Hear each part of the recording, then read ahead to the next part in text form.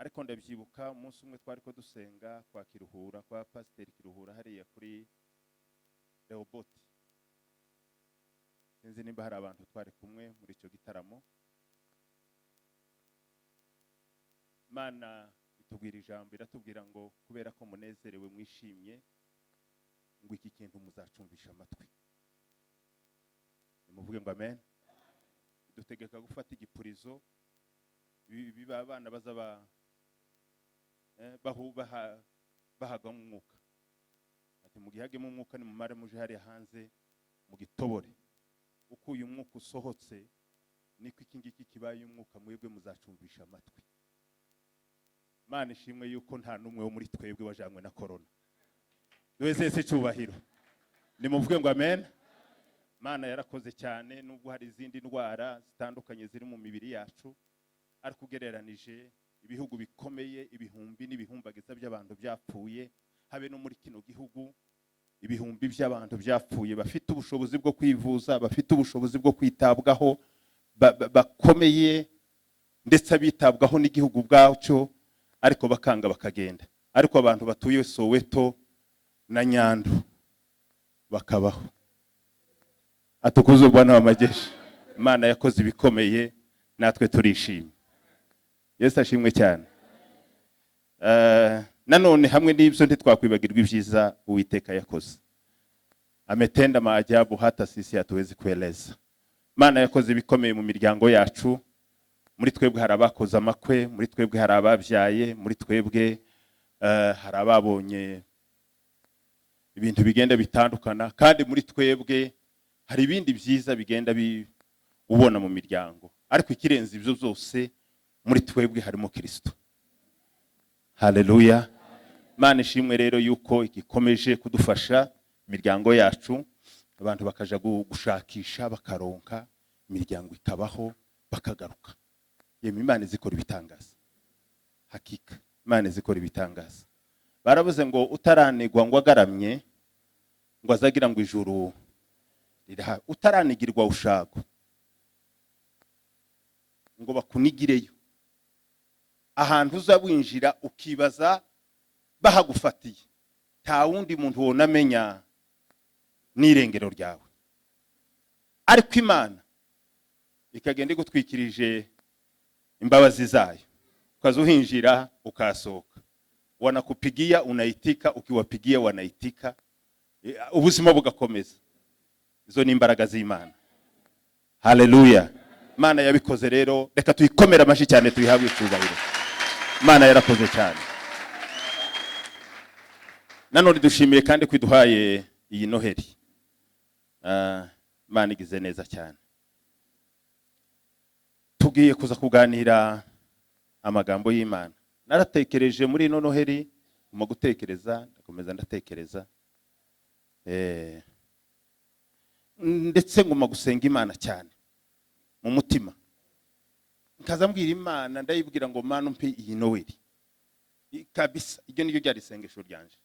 Mana umpe iyi Noheli. Iyi Noheli amakuru yayo naya. Iyi Noheli imeze gute? Sinzi nimba nawe warabisengeye, ariko nje ku giti canje nabwiye Imana ngo umpe iyi Noheli. Uyimpe ungabire Noheli. Sanzwe ninjira izindi za Noheli.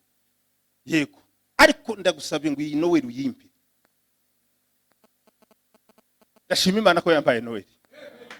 Nimuvuge ngo amen. Icyo mvuga si birya bindi tushaka gutekereza, si ibyo twambara, si ibyo tunywa, si ibyo turya. Nubwo kera byamaze gutera jamu muri twe, bifitemo jamu, bifitemo uburemere. Ibijumba byagize uburemere kuruta Kristo. Ibirato byazanye jamu. Ikirato umuntu azagereranya ikirato na Noheli. None shu na Noheli, costume y'isiri na Noheli. Nimuvuge ngo amen. Ese uri yuzu doda ninde hari haruguru? Ni Bennett. Urekuza pastor n'abashumba bara muzabirebera mu mashimwe abantu bazakora hano. Bazagereregeze kureba budget bakoresheje muri Noheli, barebe na budget y'ituro bashima Imana ko bageze kuri Noheli. Amaze bikompara uzareba igifite zabiri bigifite uburemere.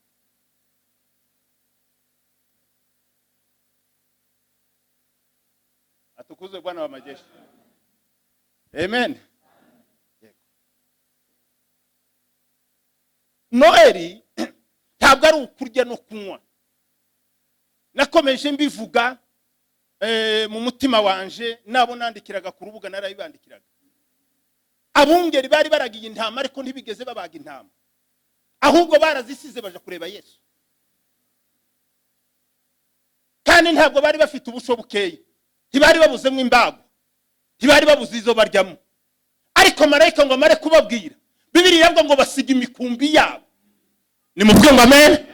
Tibafashe umwanya wo kuja kwenye macunio muri abattoir. Ariko twebwe turi mu kuziganira esiriya soko ni yiharya. Njirunana na Shauri Moyo tugasiba amateraniro ya Noeli ngo twagiye kuziganira Shauri Moyo kubw'inyama. Abandi bagasiba amateraniro ngo ihuzu ntibararangiza, ngo ntibararangiza kuyidoda. Yesu akubabarire mu izina rya Yesu. Akusamehe Bwana wa majeshi. Atukuzwe. Haleluya, haleluya, haleluya, haleluya. Ngihuzu ntibararayira ngo nageze kwa tayiri ngo nsanga ngo namandika. No way.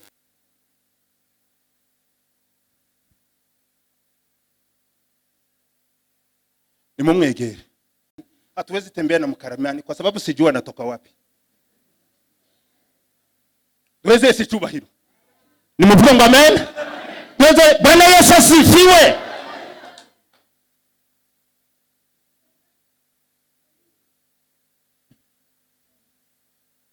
Ngiki kintu cyateye confusion.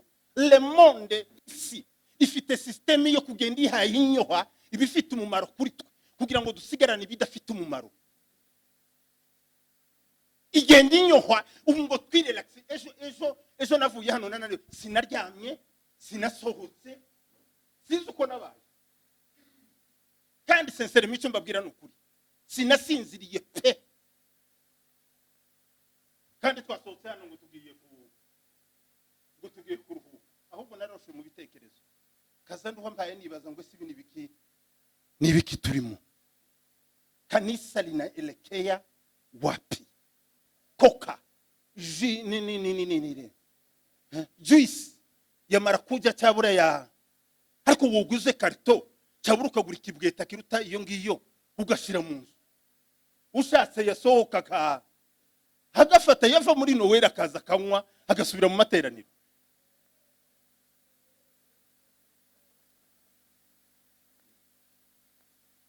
Mahali mnaelekea mahali pabaya sana. Tuzasigarana idini Kristo atakiri muri twe. Tuzanyagwiza agaciro dusigarana ibidafite agaciro muri twe. Tekereza iminsi bageze badufungiye corona tutazadusenga. Ariko no kuri Noel tubonye turarambije dukuyemo inkweto dushize amaguru ku meza ko turakwa kwanza ndi wanyoye habe na karito y'induzi yenane yaji.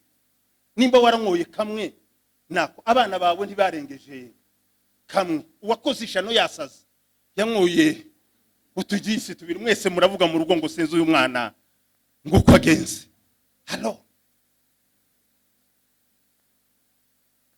ibi nushaka ubu profit ubifata, haraho uzagera ukabyifuza ntubibone.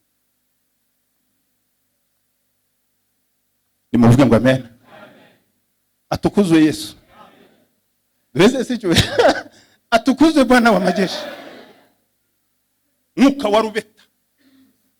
Ndiko nsenga Imana yambwiye yuko hariho rubeta. Muzi rubeta ariko? Wewe unajua rubeta? Rubeta.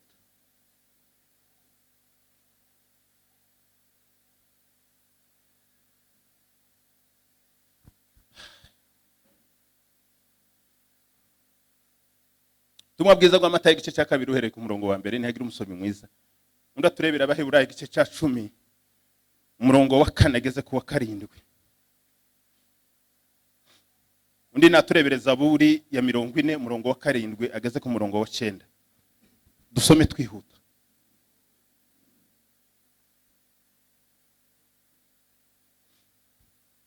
Matayo igice cya 2 umurongo wa 1.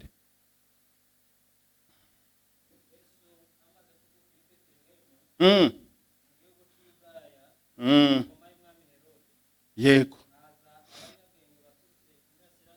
Yeah.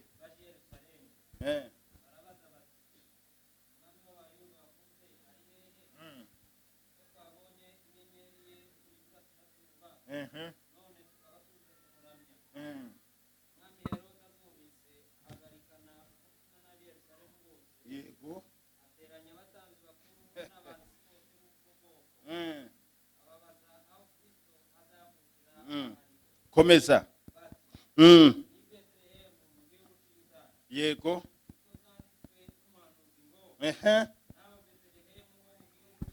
Yego.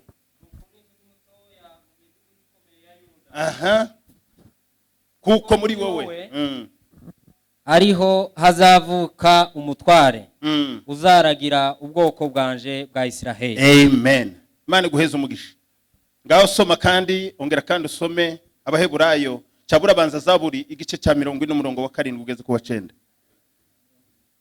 Igice cya 40 umurongo wa 7 ugeze ku wa 9.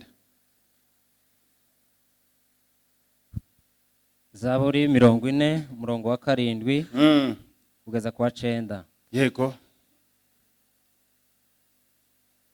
Ibitambo n'amaturo y'ifu tuzishimira. Amatwi yanje urayazibuye. Banza uca karonga aho ngaho. Ngo amatwi yanje urayazibuye. Ibitambo zokeje n'ibitambo by'ibyaha wabishatse. Pera ko ndavuga nti dore ndaje. Mu muzingo w'igitabo niko byanditswe kuri nje. Yego. Mana yanje nishimira gukora ibyo ukunda. Nikoko amategeko yawe ari mu mutima wanje. Amen. Abaheburayo igice cya 10 umurongo wa 4. Abaheburayo igice cya 10 umurongo wa 4. Umurongo wa 4.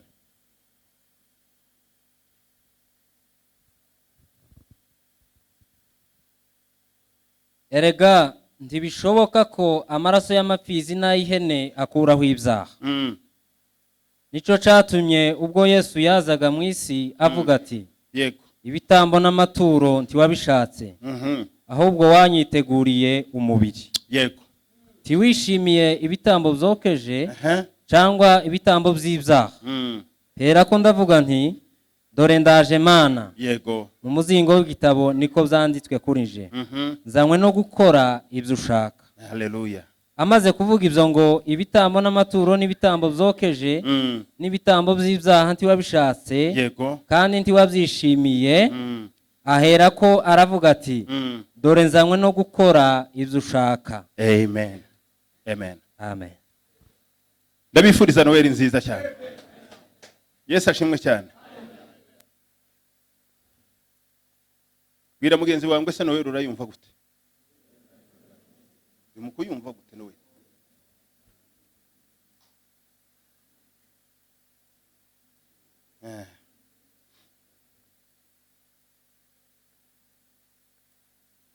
Kuva kera kose Satani yari yarafasha abantu inyoko muntu arayifata arayitsikamira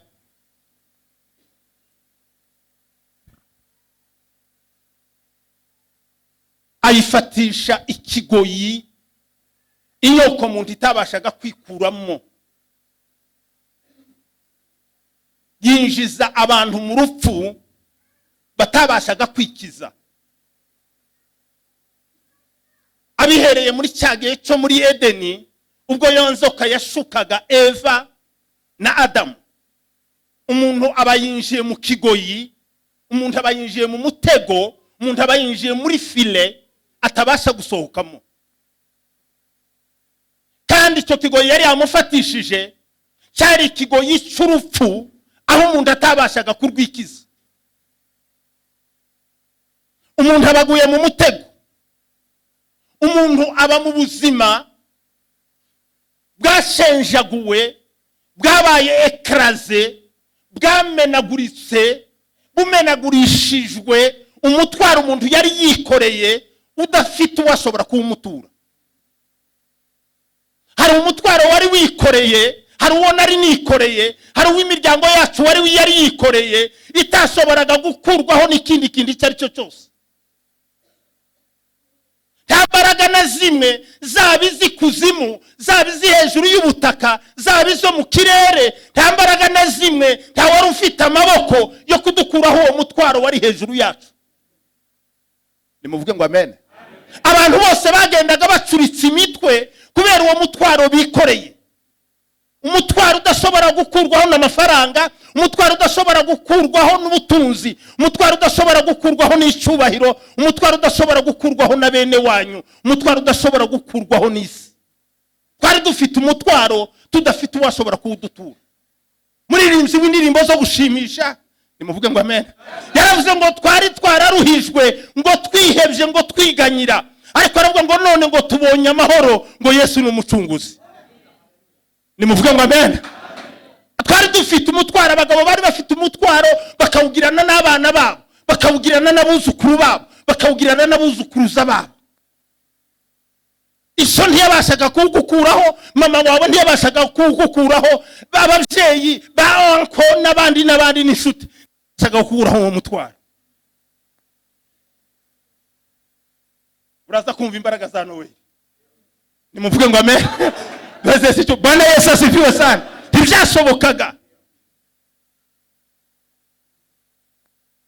Muri twebwe nta washoboraga kunamuka ngo arebe mu maso y'Imana. Muri twebwe nta washoboraga kuzamura ijwi ngo ryinjire ahera hahera. Muri twebwe nta washoboraga kuvuga ijambo ngo hagire ubasha kuryakira. Twari twarunamishijwe n'umutwaro, twari twarahekeshejwe.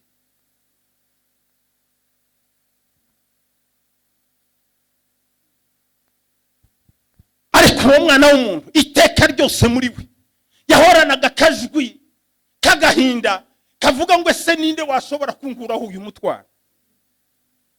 Ninde washobora kunduhura?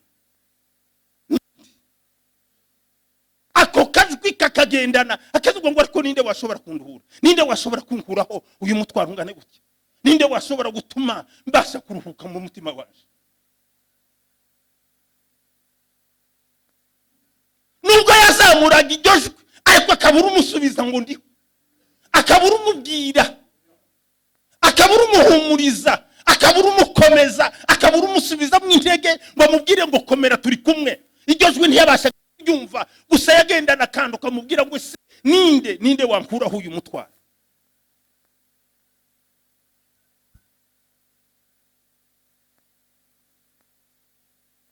Hari umutwaro wari wikoreye utarashoboraga gukurwaho n'ubutunzi bw'iwanyu. Hari umutwaro wari wikoreye utarashoboraga gukurwaho na bene wanyu. Hari umutwaro wari wikoreye utarashoboraga gukurwaho n'idini n'amateraniro. Hari amateraniro atarashoboraga gukuraho umutwaro. Hari ceremony zitashoboraga gukuraho umutwaro. Ntako wahanyanyazaga, ese n'uguhunu kugira ngo guhanyaza, guhanyanyaza sinzi uko ntako wari kubigira gutya ngo umutwaro ngo ahubwo ngo ube nk'udohoka. Ariko mu Kristo ngo azamutse ageze ku musaraba, nimuvuge ngo amen, ngo yari afite umutwaro ngo wari waramuremerereye mu rugendo rwiwe, ngo yaraburaga umuntu ushobora kuba umutwaro, ngo agere ku musaraba ngo witegereze, ngo yumva ngo ya migozi yari ifashe ngo wa mutwaro mu bitugu byiwe, ngo yumva yuko ucika, ngo iruhande rwiwe ngo hari urwobo, ngo amaze yumva wa mutwaro ngo kutembagara. Hari umusaraba watembagaje muri twe. Bese si cyubahiro, nimuvuge ngo amen. Hari ibyo Noheli yatembagaje muri twe, hari ibyo Noheli yohereye muri twe, hari ibyo Noheli yadukuyeho. Umwanditsi Yesaya yabivuze neza cyane, yariko sobanura uburyo ibyaha byacu byakuweho. Aravuga ngo yabijanye kure, yabijanye kure, ngo agere aravuga ngo yabijanye hatabaho, aho bidashobora kandi kugaruka.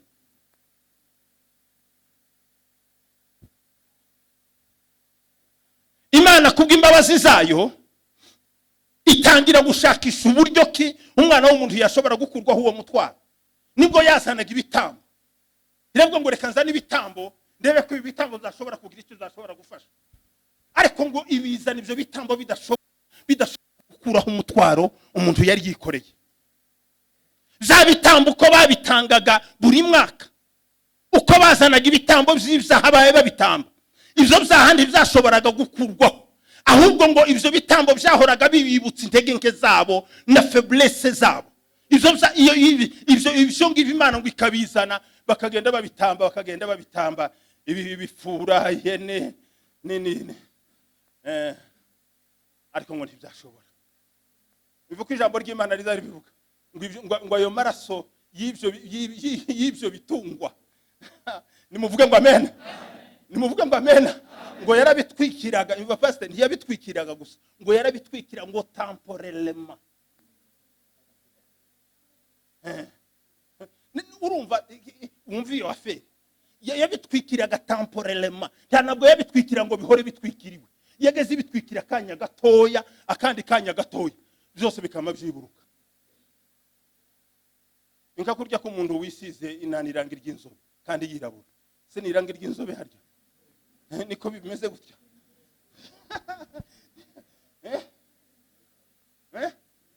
Muze muyitike mu nuko nguko mugumi muyite gutya. Aza yitukuza temporellement. Byarangira ryaba nkiri takaza. Imvura yagwa cyabura umuyaga mwinshi wa muhuha. Amaze ubwirabure bwose bukama bwitubura. None bukaza butananoze, bukaza bwapfubye nabwo kwa sababu mmechokesho. Nimureke kwitukuza mu izina rya Yesu. Uko yabahaye kurahagije kandi ni kwiza niko yashimye. Nimuvuge ngo amen. Yego byatwikirwaga temporellement. Kanya gato gusa.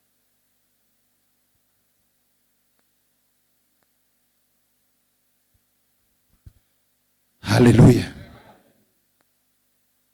Hallelujah. Nubwo ibyo ngibyo byatwikirwaga muri ubwo buryo, nubwo abantu bari bafite ishaka ryo kugira icyo bashobora kumarirana, ariko batashoboraga kumarirana kugira ngo bibashe gukuraho imitwaro yabo. Byaranashobokaga ko umuntu, niko Paulo yanagarutse, yaravuze ngo birashoboka yuko ngo umuntu yafira ngo mugenzi wiwe. Ngo birashoboka. Siko yabivuze.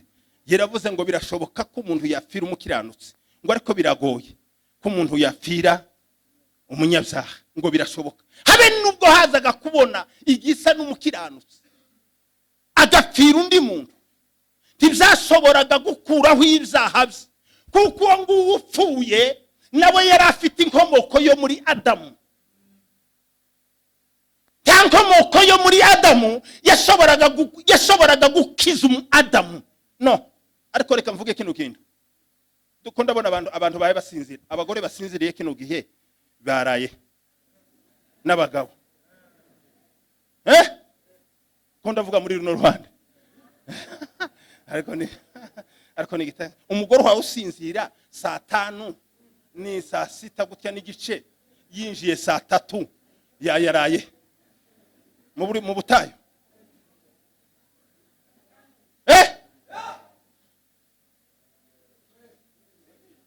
Ashindwe, shetani ashindwe, ashindwe, shetani ashindwe. Icyakora sorry, birashoboka ko wowe waraye urwaye. Birashoboka.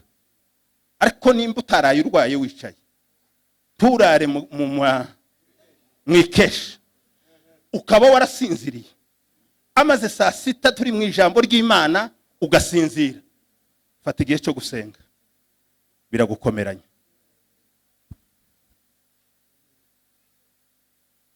Amen. Bana Yesu sana. Tanyoko muntu yashoboraga gukiza undi muntu, kuko iyo myoko muntu yose yari ifite natire ya Adamu, yari ifite kamere ya Adamu, kandi kamere ya Adamu ni kamere y'icyaha, ni kamere yo kutumvira Imana, ni kamere yo kudashikirana n'Imana, ni kamere yo kutubaha Imana, ni kamere itoshobora kuzana Imana. tibishoboka.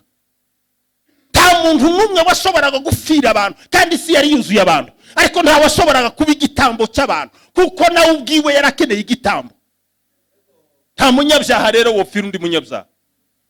Nimuvuge ngo amen. Bwana Yesu asifiwe sana.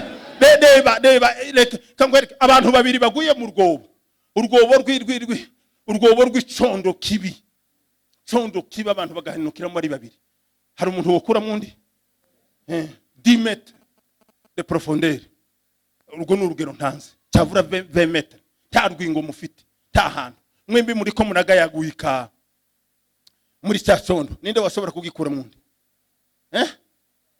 Uko niko twari tumeze. Hari urwobo twese twari na ba data na ba mama na ba shenge na ba shogokuru na ba anko na ba kanaba nukuwa ngo Sebanyana n'urubyaro rwe bose barimo. Nukuwa ngo umwana ntiyari gutakira Sebanyana, kandi nawe ntiyari gutakira muzehe, kandi muzehe nawe hari ntibyari gushoboka. Twari mu cobo, nta muntu wari gukura mu ndi muntu. Kugira ngo tuve muri urwo cobo zasabaga yuko haboneka umuntu utari muri urwo rwobo. Inyoko ya Adamu yose yari mu rwobo, yose. Uhereye kuri Adamu ukagerageza ugakurikiza abamukurikiye. Nta muntu, Bibiliya ntizivuga ngo Abrahamu yari umukiranutsi, ariko Abrahamu ntiyashoboraga kwitanga ngo dukize. Cyari gukunda. Nubwo yashimwaga n'Imana, ariko yari afite kamere ya Adamu. Urwo rwobo twari turimo, nta munyetorero, nta pasiteri, sinzi, nta mutambyi n'umwe washoboraga kudukuramo, kuko abatambyi nabo bari muri urwo rwobo. Dore rero cyari gikenewe, hari yakwiriye kuboneka umugabo utari muri urwo rwobo. Nimba inyoko ya Adamu yose yari muri iyo shimo, hasabwaga yuko haboneka umuntu utari muri urwo rwobo, kugira ngo akure inyoko ya Adamu yose muri urwo rwobo. Imana iguheza amaso yo kubona les Adamite, abakomoka kuri Adamu bose ukuntu baryamye muri urwo rwobo. Amaze urebe umugabo uhagaze y'urwo rwobo udafite nesa ya Adamu, ufite imbaraga zo gukura aba Adamu mu rwobo. Ngiyo Nowe. Nimuvuge ngo amen. Bwana Yesu asifiwe sana. Zasabaga yuko haboneka Kristo udafite inkomoko kuri Adamu, kuko ingabo ya Adamu yose yari muri shimo. Kristo ntiyashoboraga kuba muri iyo shimo y'icyaha. Bibiliya iravuga ngo utarigeze kumenya icyaha niwe Imana yahinduye kuba icyaha ku bwacu, kugira ngo kubwo gukiranuka kwe. Nimuvuge ngo amen. Bwana Yesu asifiwe sana. Uwo mugabo udakomoka kuri Adamu niwe wagombaga kuza kugira ngo akure abakomoka kuri Adamu bose mu cyobo bari baraguyemo. Imana gareriza gukora fenomene, amaze iza gutegura Nowe. Bibiliya iravuga ngo yari yarabwiye Adamu na Eva muri yango byo muri Edeni, ibwira ya nzoka ihagarara iruhande. Inzoka yari ifite amatwi yaye yumva. Nimuvuge ngo amen. Bwana Yesu asifiwe sana. Pastor yavuze ngo ibintu byagizwe guti ngo byose bizabyo. Yewe Imana ntakitaza kiyumvira. Nicyo gituma nabigishwa wa munsi mu nyanja baravuze ngo erego ngo habe n'umuyaga ngo n'inyanja ngo bizabimumvira. Bikumbe bigira amatwi. Ukizimire zifite amatwi.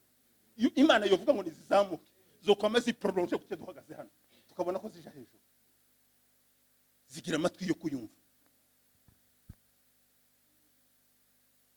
Nimuvuge ngo amen. Uzakomoka mu rubyaro rw'uyu mugore niwe uzakomena umutwe. Iyo jambo amaze ngo ritwara ibinyejana ritari ryasohora. Ariko inyoko muntu ngo yibitseho iyo siri, yibitseho iryo banga, irivuga ngo Imana yaravuze ngo uzakomoka mu rubyaro rw'umugore ngo niwe uzaza kumena ya nzoka umutwe. Abahanuzi barahanura barabitubwiye ejo, uko Yesaya bagiye babihanura imyaka 700 ikarangira. Yesaya yari ko muhanura gute, akamubona aramukikiye, akamuvuga ngo umwana yatuvuka ngo duhawe, ariko yari yarasaze.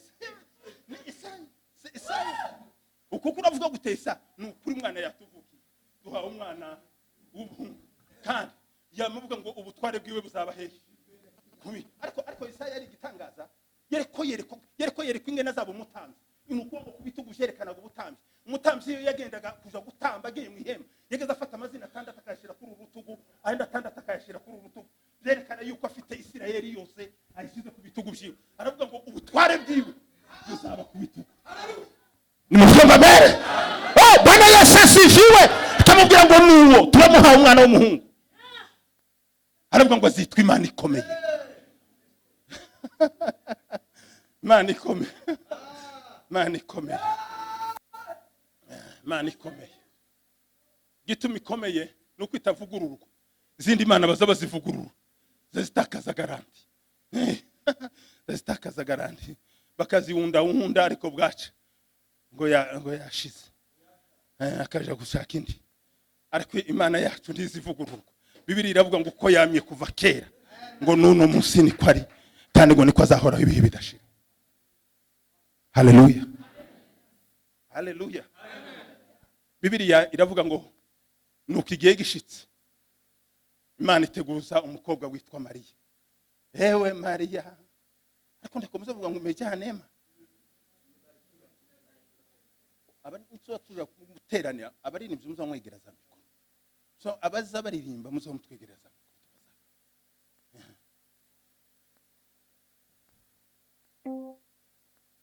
Mariya. Ariko Mariya. Uziko Mariya nawe yakomokaga mu rubyaro rwa Dawidi. Niyo descendance yiwe, niyo komoko ye. Kuko ivyo Uwiteka yari yaravuze yuko umucunguzi azakomoka kwa Dawidi, nta handi yari gukomoka. Itegura agakobwa kitwa Mariya. Imaze gutegura agakobwa kitwa Mariya, ihurirana nako ngo kari fiancé n'umuhungu witwa Joseph. Kandi fiançaye y'abayuda yatwaraga umwaka. Kandi gatwara umwaka barakoshanije. Apana izingizi zo karerego. Umuntu azagenda hariya ngo mbivuyemo. Kandi iyo yazaga kubivamo bagendaga mu rukiko. Mbere y'abajiji. Fiançaye kugira ngo barompre gusa fiançaye. Bajaga mu rukiko. Urukiko akaba rwo ruwamo yuko iyi fiançaye yagize amadefu. Igomba kuba rompi. Igomba gutandukanywa. Siko kuri se? Yego. Ngo aramufiance ngo arangize kumufiance. Igihe bakiraho bagaza bakoshanya abayuda bagatanga imitungo nk'uko igenwe, abavyeyi b'umwana bakaba bayibiseho, umuhungu n'umukobwa, niko ngo famille nizo zagize zidiskita mariage. Ariko nza ntekereza yuko namwe niko muza mubigenza. Siko bize bimerara? Yego. Nuko imitungo rero ikabiraho. Igihe ngo akimufiance, ariko nubwo imitungo yagiye, umukobwa yageze akomeza akaba iwabo umwaka wose. Umwaka ngo ukarangira ngo bahaye bamukontorora kugira ngo barebe niba atagaragarwaho na defu. Nikosa. Kandi ikosa rinini batekerezaga ryari ikosa ryo gusaminda ari muri fiançaye. Ngo nimba agaragaweho yuko yasaminda, itegeko kwari kumujana kwirembo, bamujana kwirembo, abacamanza bo mudugudu bumuhana bakamujijira hariya kwirembo, hanyuma gasohorwa hariya bakamutera amabuye. Nicyo cyari igihano. Maze mu gitondo Mariya aracomokerwa. Baramucomokeye. Ijuru riramucomokera. Nukuri. Nimuvuge ngo amen. Bagire gutya yumva marayika mujeho aramubwira ngo urahirwe. Urahiriwe ngo mu bakobwa bose, mu badamu bose. Urahiriwe mu banyamubiri. Aramubwira ngo ugiye kuzasamina. Yabanje kumwanonsa bien avant. Ntabwo yamubwiye ngo usaminda. Yaramubwiye ngo uzagira gute? Ngo uzasaminda. Ngo kandi uzabyara umwana w'umuhungu. Ngo uzamwite Emmanuel, Yesu. Ngo ni uzakiza abantu ngo ibyaha byabo. Mariya tese kubigenze gute? Mariage yanje na Yosefu bigenze gute? Nuko ngo yereko atekereza ingene agiye kuja kwicwa. Ingene babanyamuhana bagiye kumubona ngo yatwaye inda none akabizira. Ubu biragenda imva. Mariya agaragaza kwisobanura, abwira marayika, aramubwira ngo imva nkubwire. Aramubwira ngo ndi umukobwa w'isugi, ngo sinari n'abana n'umugabo. aramubwira ngo sibyo byoshoboka bite. Imva marayika aramusubiza aramubwira ngo witinya Mariya. Semeni amina, witinya Mariya. Mu imbaraga z'Imana umwuka wera w'Imana ngo azaza kuri we kandi ngo azagutwikira, ngo kile ambacho utakacho kizaa kitaitwa kitakatifu mwana wa aliye juu. Mariya aravuga ati ibi bintu nibitangaza, kitaitwa kitakatifu mwana wa aliye juu. Umwana ngo wisumba apana wa Adamu, uzosurinya ibintu pana wa Adamu, pana w'inkomoko ya Adamu. Umwana wisumba byose, fils de Dieu tout puissant. Imana isumba byose, azitwa umwana wisumba byose. Yewe Noheli twahawe umwana wisumba byose. Ntabwo twahawe umwana w'abanyabyinshi n'abanyakarama n'abagunga n'abasinzira n'abadahurwa n'abakikuyu n'abaturukana. Twahawe umwana wisumba byose. Nimuvuge ngo amen. Twahawe umwana wisumba byose. Azitwuwera isumba byose, kuko uzamwizera wese azakira. Azitwuwera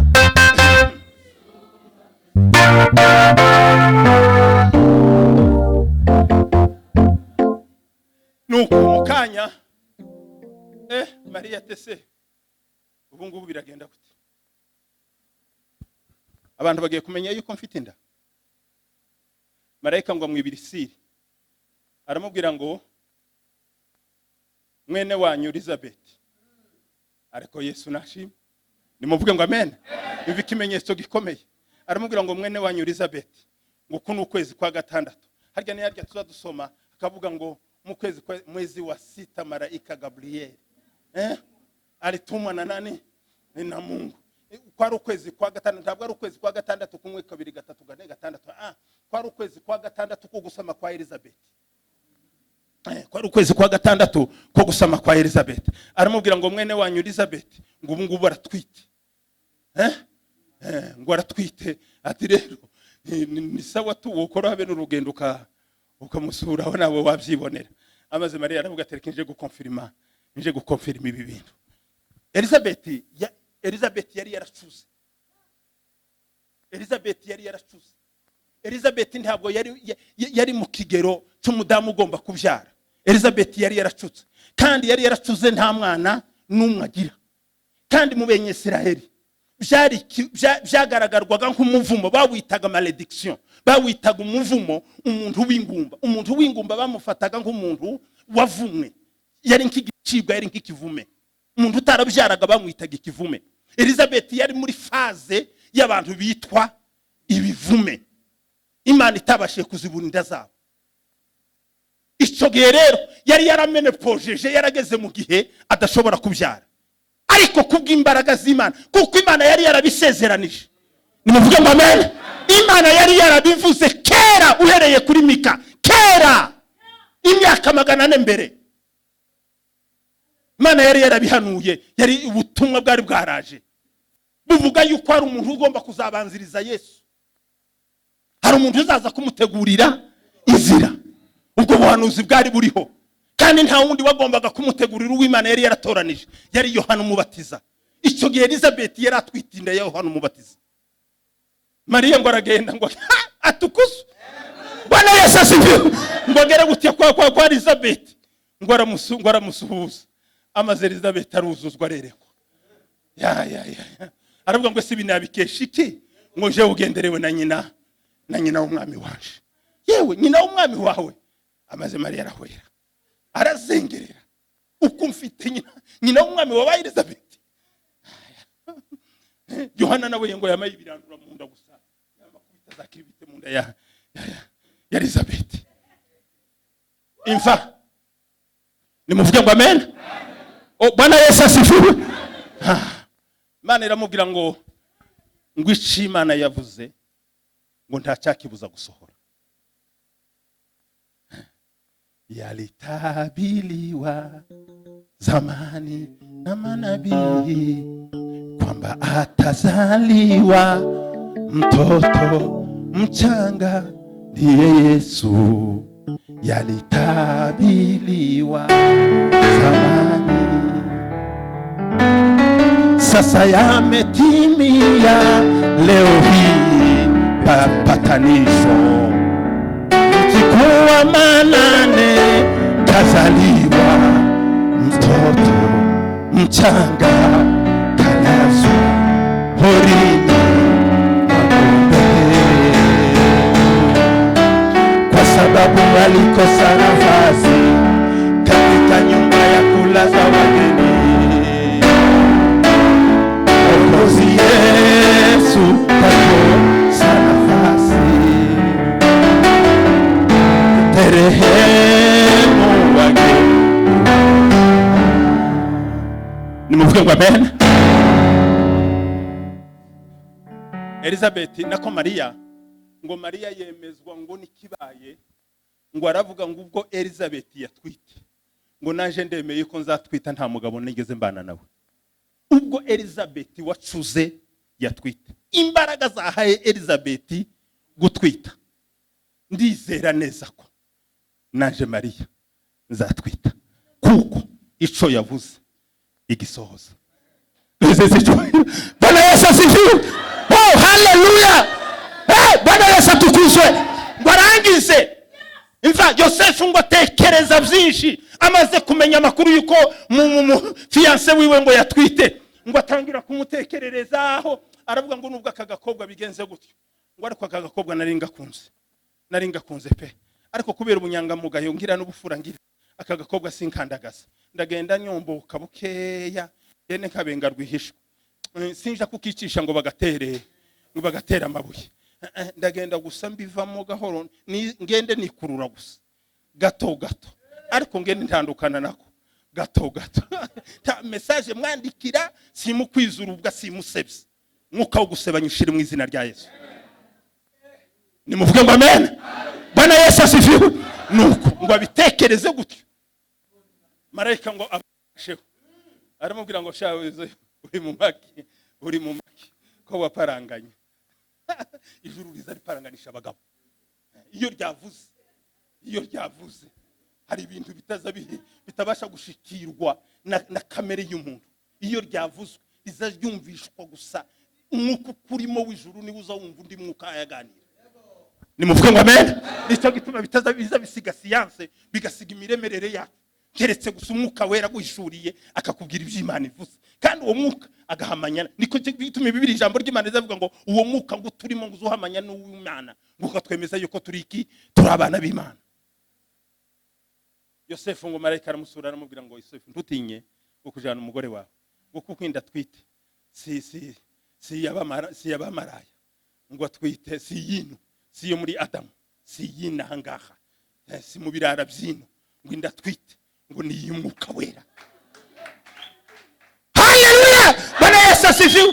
Ariko kandi ngo Maria yari yarabitse ibanga hagati mu mutima wiwe ni Imana yavugaga ngo azatwita, ngo yari yarabitse ryabanga ryanditse muri Genese rivuga ngo uzakomoka mu rubyaro rw'uyu mugore ngo azakumena umutwe. Iryo banga ngo Maria yari yararifasha ryibikaho, aravuga ngo nukuri ndizera ko icyavuzwe muri Edeni ngo kigiye gusohoraho. Naho ngo abakobwa bose uje message y'ubuhanuzi muri Israeli, ngo abakobwa bose bageza bipanga umuntu wese no mu muryango we, ngo akibaza ngo ariko nije uzagirirwa amahirwe yo kubyara Masiya, ninde mukobwa muri Yerusalemu? Ngo bakareba mu cami, bakareba mu batambyi, bakareba hehe, bakavuga ngo ariko ninde uzagira uwo mugisha wo kubyara Masiya? Kama Maria nako kicecekeye karagataramiye gusa ngo kaza kareba ibyanditswe, karavuga ngo iyabivuze ibi ni birya byavuzwe mu ngobyi yo muri Edeni yuko uzakomoka mu mugore azameneye inzoka umutwe. Rero bigiye kunsohora. Amaze ngo Yosefu ngo agambirira kumwitaho. Nimuvuge ngo amen. Byatumye ngo Yosefu aje kumuzana igihe cya fiançailles ngo cyari kitararangira. Yosefu ngo yibwira ati kugira ngo uriya mukobwa ejo batazaza kumuharibika hano mu baturage, reka mpite muzana kuko fiançailles yakonsiderwaga nka mariage tufe yuzuye. Aravuga ati reka nje kumuzana. Ngo aramuzana, amaze ngo atangira kumwitaho, aramwitaho bafite ibanga rikomeye by'Imana yari yarabavuzeho. Bukeye Yesu dukurikire. Bwana Yesu asifiwe. Kurumva Noel? Kurumva iyo ngiyo ihuye n'ihuzo? Kurumva ihuye na chapati? Kurumva ihuye niki? Kurumva ihuye niki? Ihuye no kuja kunane. Ese iyi haruguru ni iyo nane. Ihuye no kuja muri Chuja kuja kunywa kahwa. Kahwa, kafe, coffee. Ihuye no kuja kunywa ikahwa muri Chuja Mose. Mall. Yeah, muri Chuja Mall. Uye no kuja kumwika muri Chuja Mall.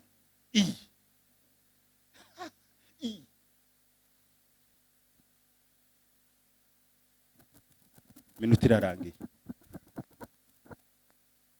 Atukuzwe Yesu.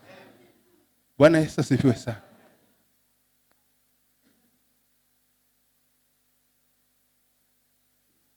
Kaisari ngo ahita atanga itegeko ngo rishaka amafaranga. Itegeko ngo rihari shaka inoti. Arababwira ngo umuntu wese itegeko ryihutirwa ngo umuntu wese aje mu mudugudu wawe aje kwiyandikisha. Naho uko kera ijuru ko riraregera. Ko riravuga ngo twaravuze ngo uwo muhungu ngo azavukira i Betelehemu. Azavukira i Betelehemu. Umwuka yamaza kuri Cesare, kuri Kaisari. Aramubwira ngo tanga itegeko abantu bose baje kwiyandikisha. Nuko bihagurutsa Yosefu, kandi Yosefu ngo yagiye amwimwitira. Aravuga ngo iri kubagwaho ry'uyu mugabo, kandi Kaisari ntiyari ingoma yiwabo. Kaisari umenye yuko yari umuroma. Siko bimeze, kandi yari yategetse gusa mu butegetsi butari ubwabo. Reka nkubwire, ibyategetse mu butegetsi butari ubwabo birimuka kubera Noweli. Biza bisengwa kubera Noweli. Ibyaje kwiharira no kwifatira ibirindiro muri wowe, kandi atari byo bigomba kuhafata, biza byimurwa iyo Noweli yavutse muri wowe. Nimuvuge ngo amen. Bwana Yesu asifiwe. Ngo atanga itegeko ati nibaze kwiyandikisha vuba. Yosefu, kandi Yosefu hari umwanditsi w'umunyabwenge yaravuze ngo Yosefu ngo yari kwategura ngo aho Yesu azavukira. Yakora turiya tu ari amaberson, ngo yategura berso y'umwana kuko yari umubaji. Kandi ngo Mariya yarageze igihe cyo kwibaruka, ngo yategura kaberso ahazabyara ko azabyara no kumwana uko bizagenda. Aramubwira ngo nimugende, kandi urugenzi ntirwari rworoshe, rwari urugenzi rw'ibirometero 120 kugira ngo bagereho Yesu, bagere i Betelehemu ahagomba kuvukira.